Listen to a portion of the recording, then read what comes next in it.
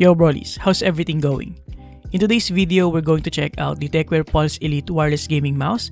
And I know it has been out for a while now, but just in case you're still contemplating about getting it, I'll try my best to give you a different perspective while providing pretty much all the information you'll ever need.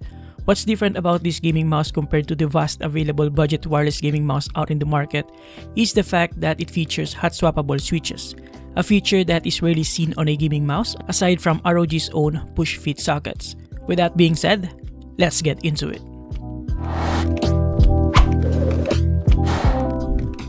So the packaging features the familiar look and colorway from the brand with a minimal black box, image preview, model name and weight in front, and features and specifications at the back.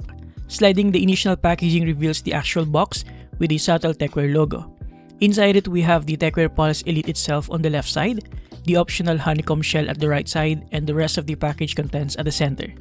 We have the paracord cable with USB Type-A to Type-C plug, some replacement PTFE gliders, the USB dongle with the much-needed Legend, a USB Type-A to Type-C adapter, 2 KLGM 8.0 micro switches, 2 extra switch adapters, and a few spacers.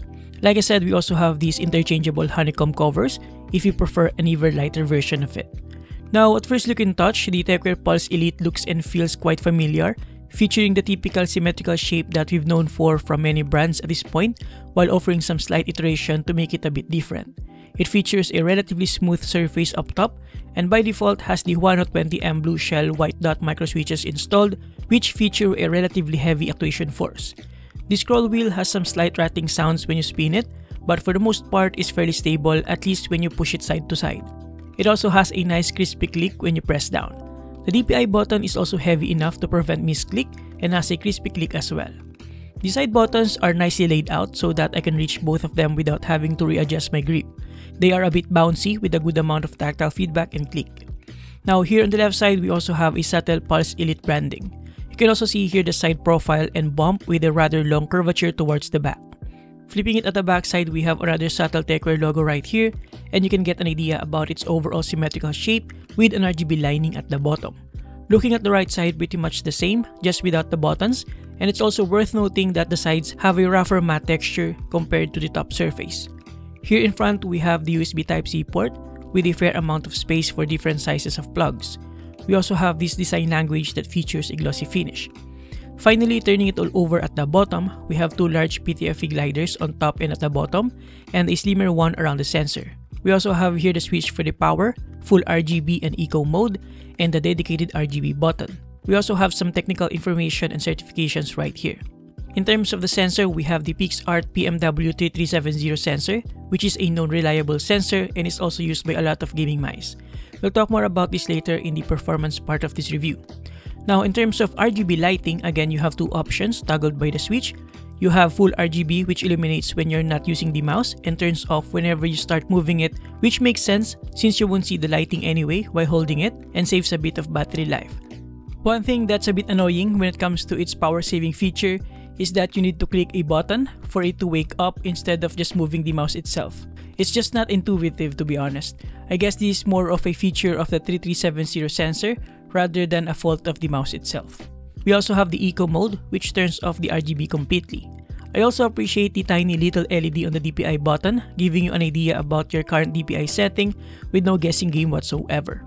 We also have a dedicated RGB button that cycles through all the different lighting effects. Honestly, I would have preferred if this is a toggle for the lift-off distance or even a programmable button rather than for RGB lighting. Now, one nifty feature of the Tecware Pulse Elite that I appreciate is the fact that the rear cover and the mouse button cover are removable and replaceable. Inside the mouse, we have the battery covered with hard plastic. Unfortunately, this is not hot-swappable. We also have an illuminated Tecware logo right here. The mouse button cover is also easy to remove like so, revealing the 120M blue shell white dot micro switches inside. As most of us know, hot swap sockets for a gaming mouse are quite rare and mostly seen on ROG's gaming mouse with their patented push-fit sockets. However, it doesn't mean other brands like Tecware cannot come up with their own implementation, right?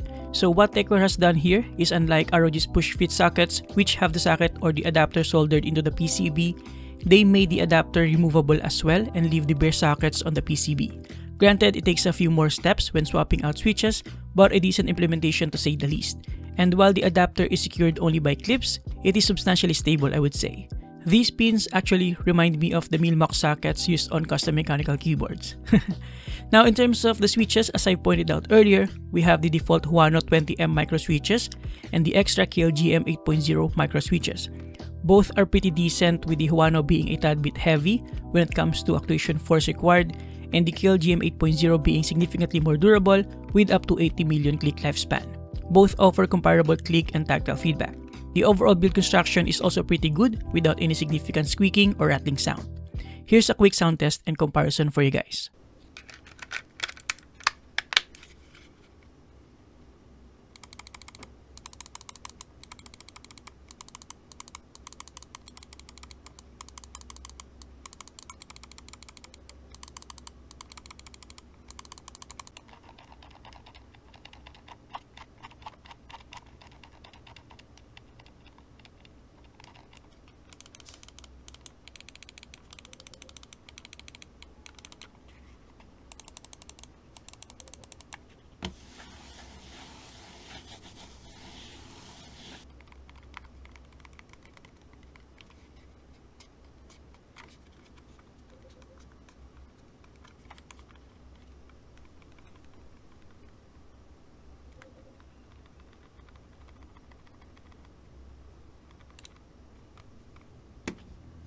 Now in terms of the weight difference for the interchangeable covers, with the default solid covers it weighs roughly around 77.7 grams, and with the honeycomb shells it weighs 4 grams lighter, around 73.7 grams, which is not too far off from its specifications.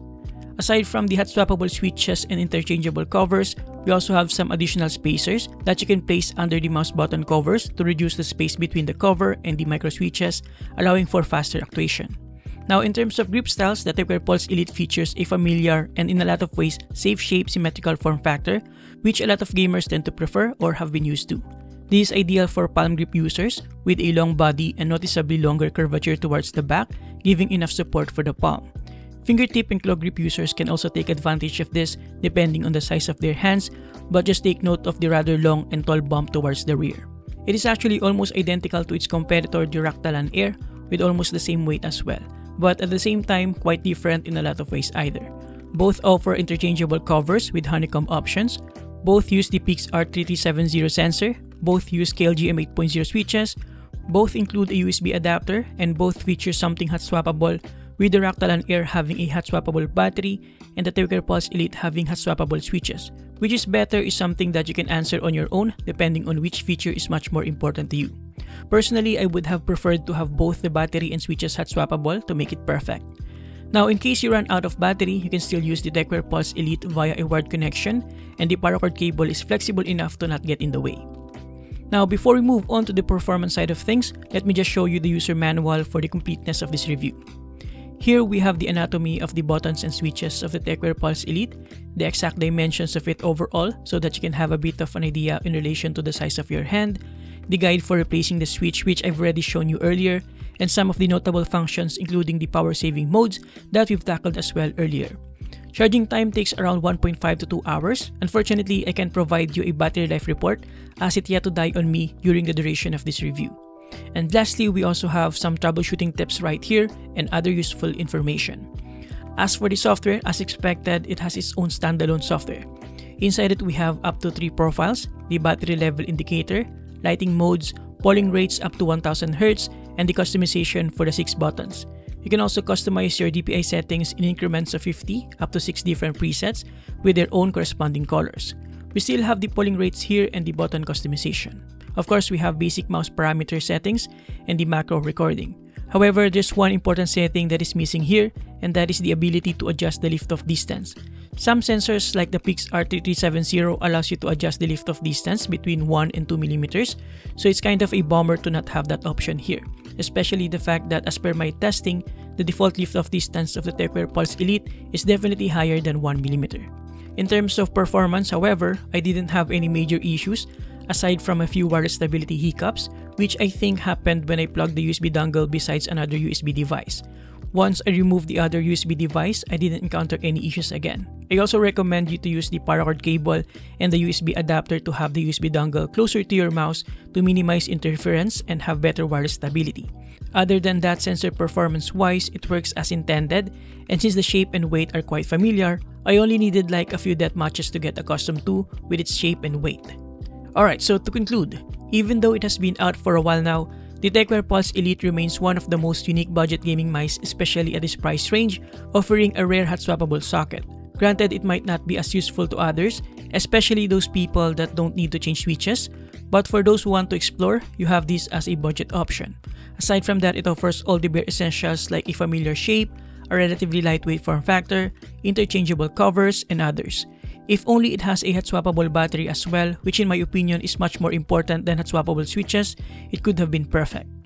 And there you have it guys, thank you for watching. Thanks to Tecware Philippines for sending this in. You can get this using the link below. Thank you for watching, subscribe if you like this, and see you next time. Have a great day guys, you're awesome.